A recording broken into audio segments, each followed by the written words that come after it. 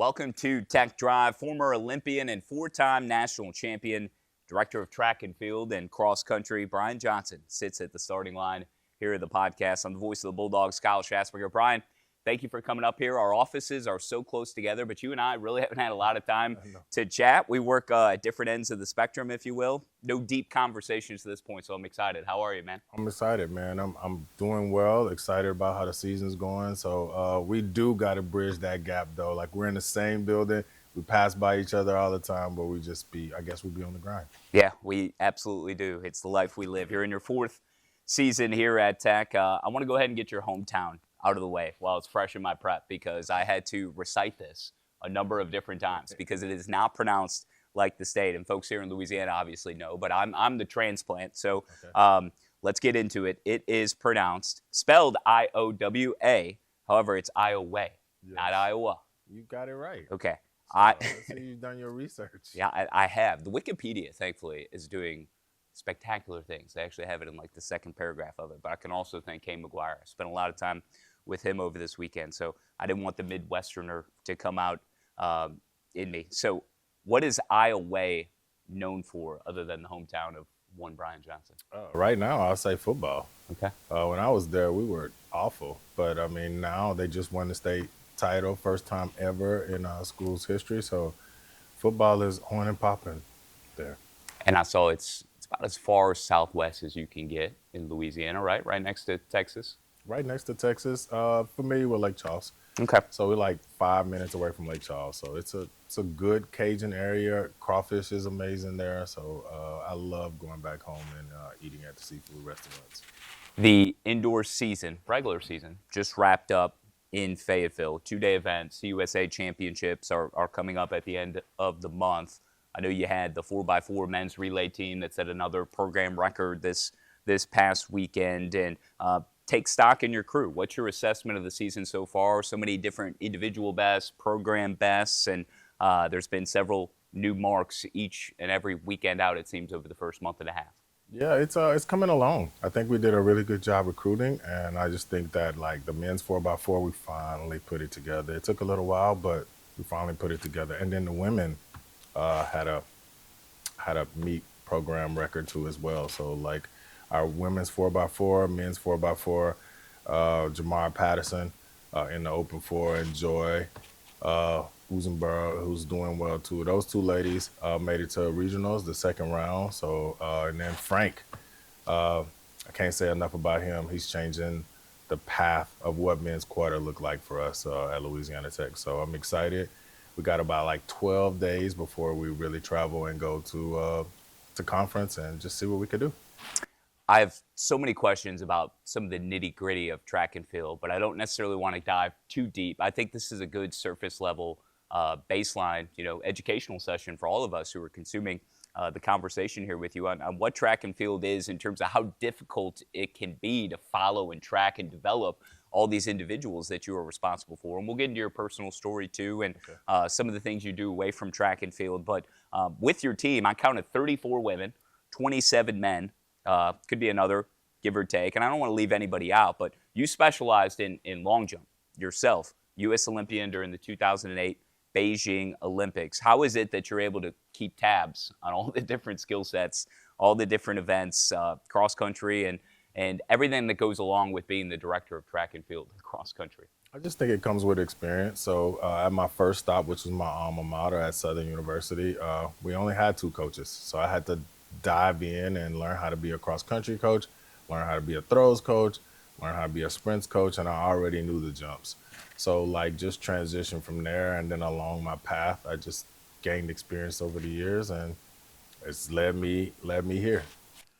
And you only have one assistant coach, Coach Mack Holly, who focuses on distance runners. How instrumental is Coach McClintock in the development and roster and, dare I say, tracking each athlete? Oh, man, that's like my right-hand lady. I don't know if I could do it without her. So, I mean, I put a lot on her plate. She's been able to answer the call. So, like, we're down one assistant coach who we're hoping to get back by September if all goes well. So, George Claire, we kind of lost him in September just due to some visa issues, but like he'll be back. But Coach Mack has been everything and more to me. So like I couldn't do it without her. Give me and she's very pleasant, by the way. She was also when I had first moved here and was in the office because, again, we share offices, and she was very kind, very gracious, come up and introduce herself. Give me a crash course on the schedule. Take me through this past weekend, if you'd like, as an example. But more than a dozen teams are represented in Fayetteville. I believe it was 14 at the Tyson Invitational across 2 days at the University of Arkansas. Your third indoor event there. It's kind of, we were talking before, it's sort of the mecca geographically because it's so accessible to where Ruston is. And there's a lot of people, when they think of track and field, they might think of Oregon, right? In the Pacific Northwest. And, all the success that program has had. Things are happening all around you at all different times is what I'm getting at. You're there across 2 days. You've talked about how it is you've become, somebody that can help in all these different areas because of your experience and your journey. But I would assume it's controlled chaos. How do you possibly get eyes, can you, on everything that is going on across a weekend? I don't. If Yeah. I could be honest, I don't get eyes on everything. Everything is going on all at one time.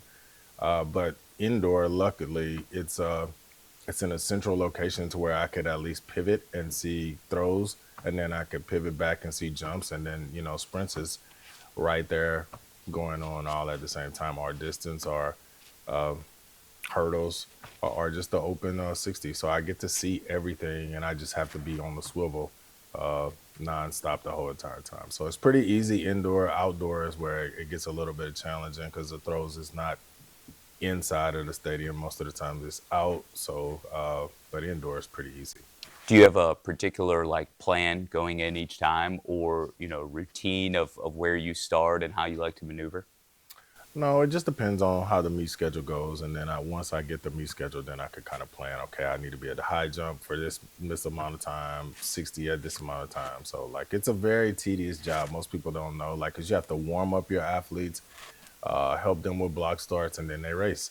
Then they want feedback after the race, and then so I only have two eyes. So that's where Coach Matt comes in. If she's not doing anything, then she's videoing, and then I'm getting the video. So it helps out tremendously when she does that.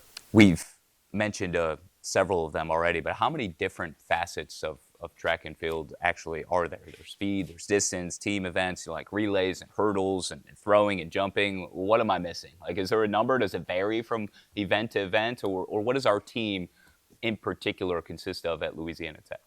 I think it's 21 events, but we consist mainly of 100 meter, 200 meter, 400 meter, 800 meter. That's what we consist of. We do have a few throwers, but for the most part, the way we're constructed is just sprints and jumps and hurdles. Okay. It certainly seems overwhelming, but obviously you've done a superb job to this point. Bear with me as I roll through some of the credentials and what your team has accomplished here recently. 8 top 5 finishes just a couple of weeks ago, and 17 total top 10 outcomes at the Woo Pig Invite, which was another one in Fayetteville prior to the Tyson Invitational. There were 21 top 10 CUSA performers in their respective events at the start of the month, including 15 inside the top 5.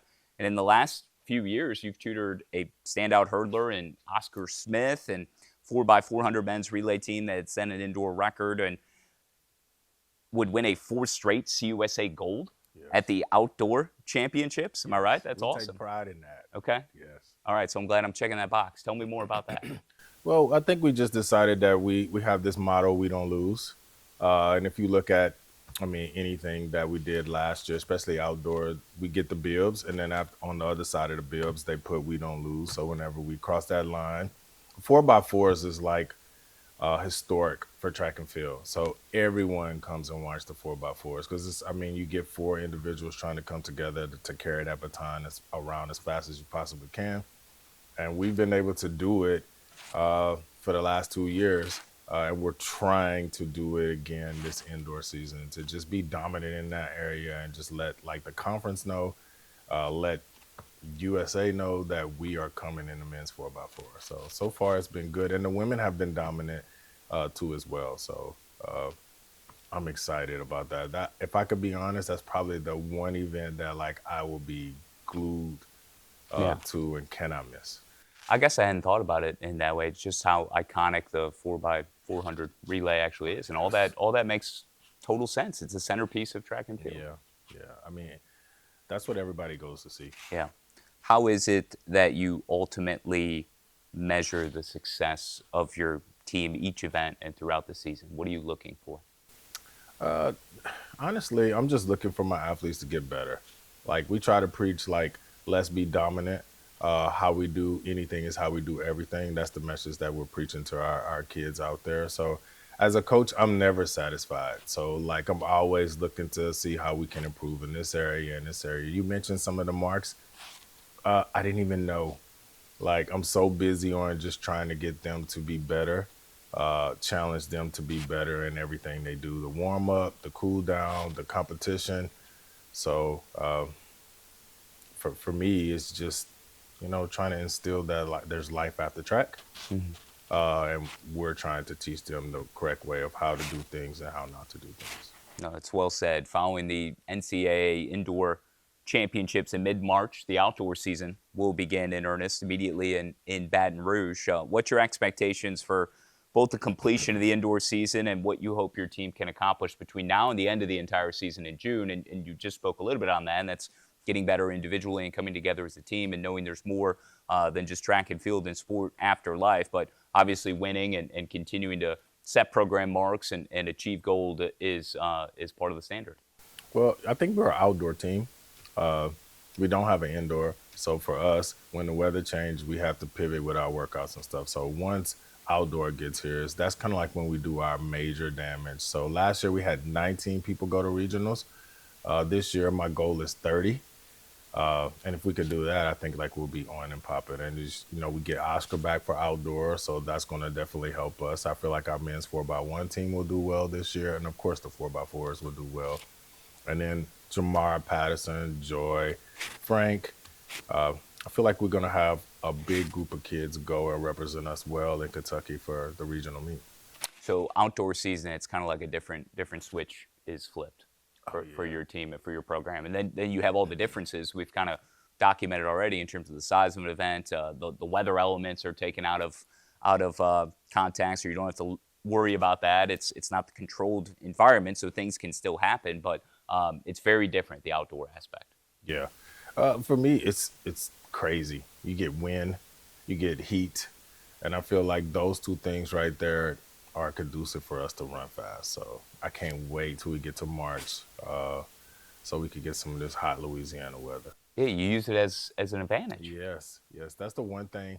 Being in Louisiana is like some schools, especially coming up north, they can't handle 90-degree weather. But for us, that's easy for us to do. So yeah, and while you might only have one home event, which is April 17th in Ruston at the Jim Mize Track Invitational, because you are practicing at that facility, and here obviously in northern Louisiana and in the deep south, you are conditioning yourselves in a way to handle all of these severe and significant conditions when it comes to heat. So no matter where you're going throughout the season, y'all are more battle tested and prepared than most teams. correct. I mean, we put our kids out there in 50-degree weather, so like we want them to be tough out there to be able to handle any situation that comes to them.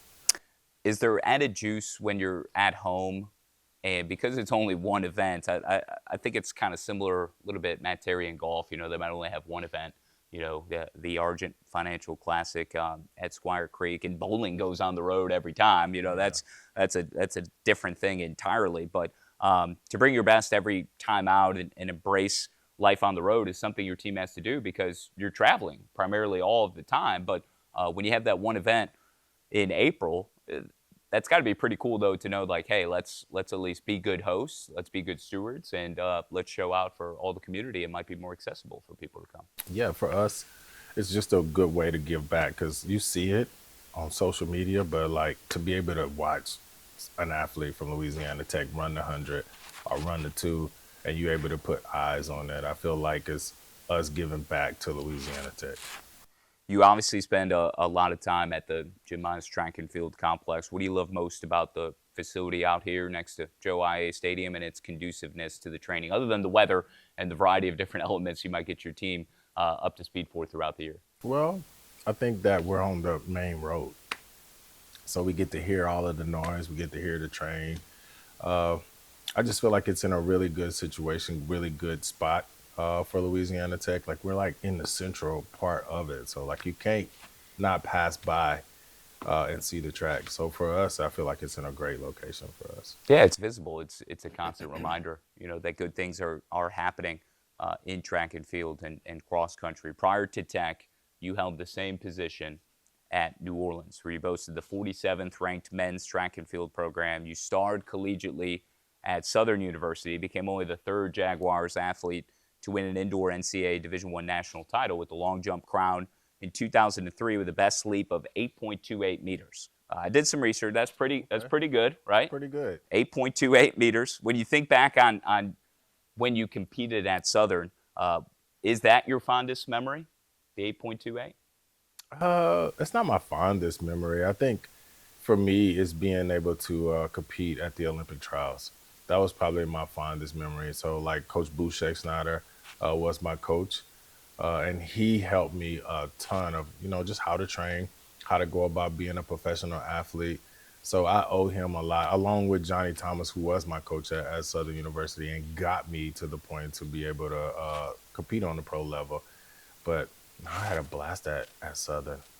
Like I wouldn't take nothing from that time that I was there. Yeah, it molded you and shaped you in so many ways, and has helped lead you to where you are now. We'll come back to the Olympics, but I do want to ask about New Orleans, where your teams claimed 3 Southland titles, 9 silver and bronze medals in 21. In what ways did your experience at New Orleans as a coach, director of track and field cross country, enable you to grow as a human and ultimately seizing this opportunity and now performing in which the way you are? Well, I think New Orleans, when I got there, we just weren't that good. And I think we just needed to bring a little bit more spirit there. We were down south. It's New Orleans. It's Mardi Gras. So, like, for me, it was easy to get kids to come.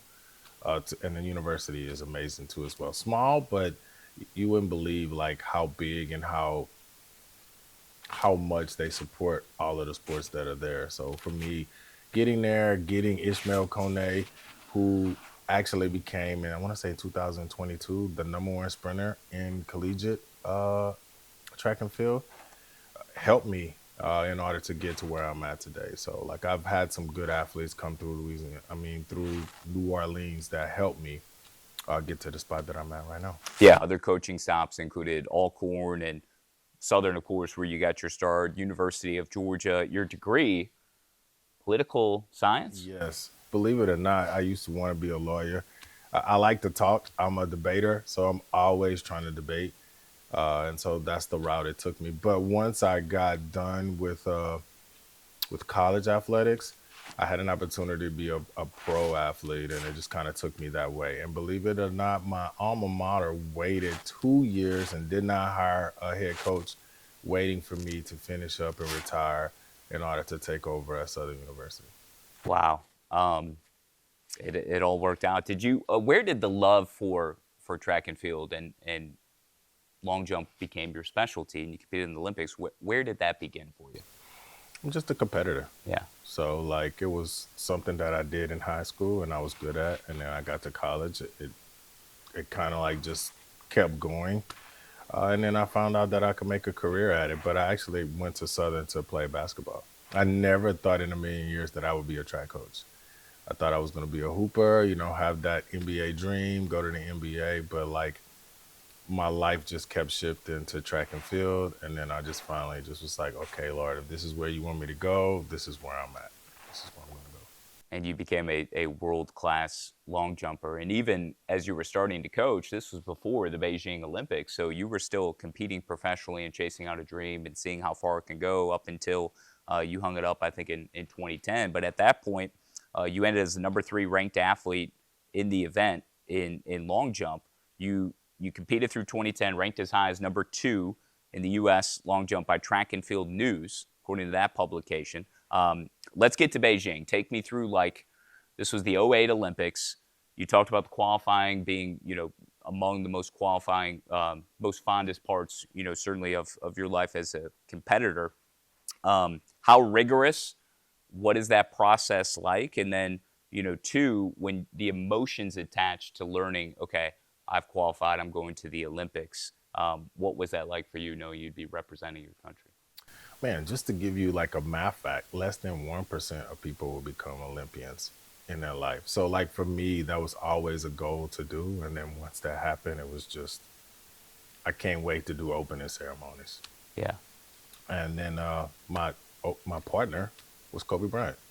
So like Really? it was actually kind of cool just to be on the side of them, and like I probably spent most of my time over there knocking on their door because they was playing 2K in the village because everybody's in the Olympic Village. So like I was at the basketball practices too as well. So like I had a awesome time just to be around, NBA stars all the time.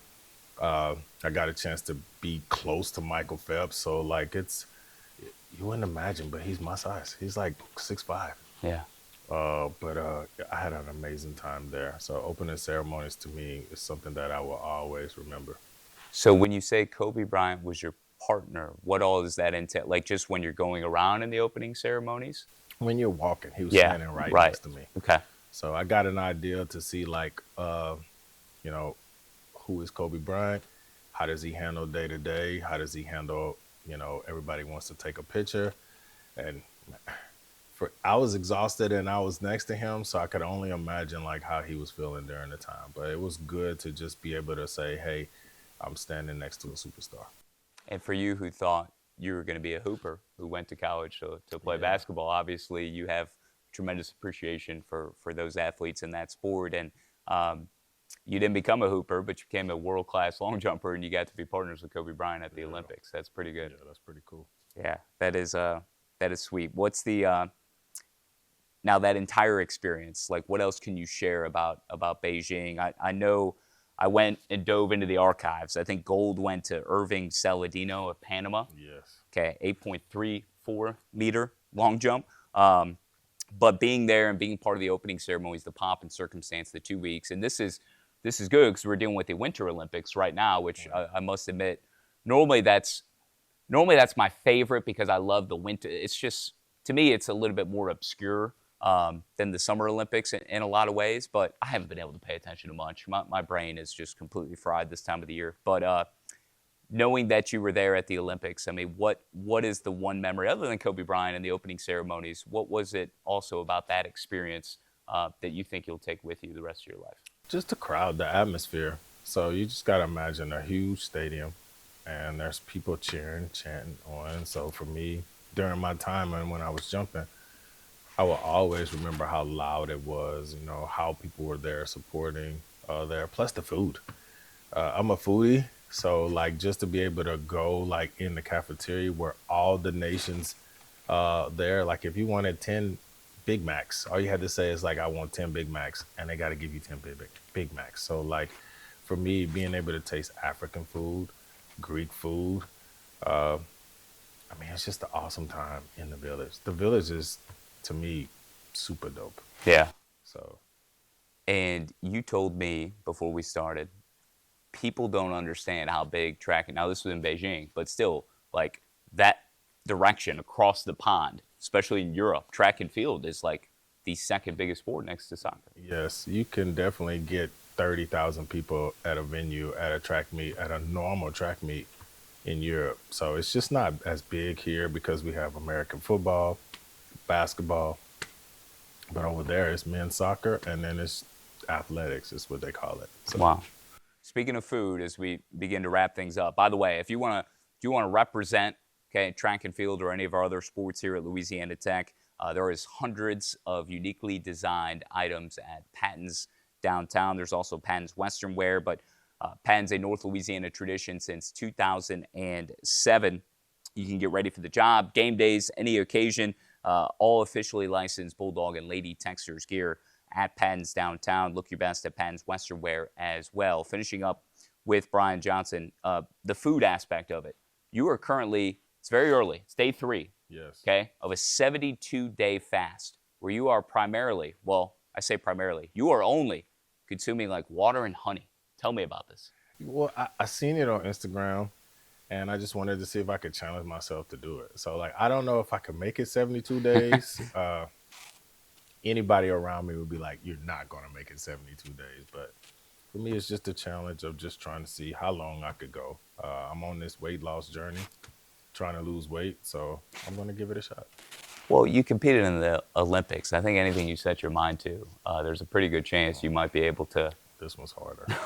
Yeah, food is 70. hard. It's so hard. 72 days. So Well, I don't want to talk too much about food to knock you off your mission here, but if there was one item, one piece of food you can eat the rest of your life, what would it be?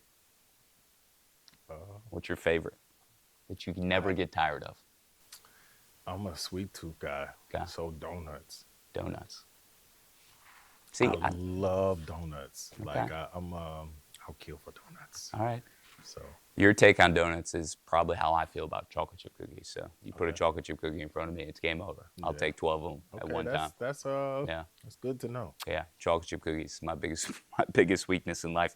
Before we cut you loose, is there anything else we should know about Brian Johnson? What are we missing? What would you like people to know about you, the human, the person, the coach, the fixture that you are here with track and field and cross country at Tech? And I'm just a normal person, trying to make lives better, trying to help college athletes be the best that they could be.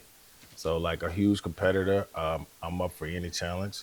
I'm goofy as all out, but most people don't get that from me. But my track and field athletes, they know that I'm super silly. But that's mainly it. Just a nice, even guy who is just trying to make Louisiana Tech the best place it could be. That's awesome. Well said. I think that's a good place to stop. Brian, this has been awesome. I appreciate you coming by, telling us about your team, your life, your past, what you did in the Olympics, and what you continue to do for young student athletes here at Louisiana Tech. Thank you for Appreciate joining you. us. Appreciate you for having me.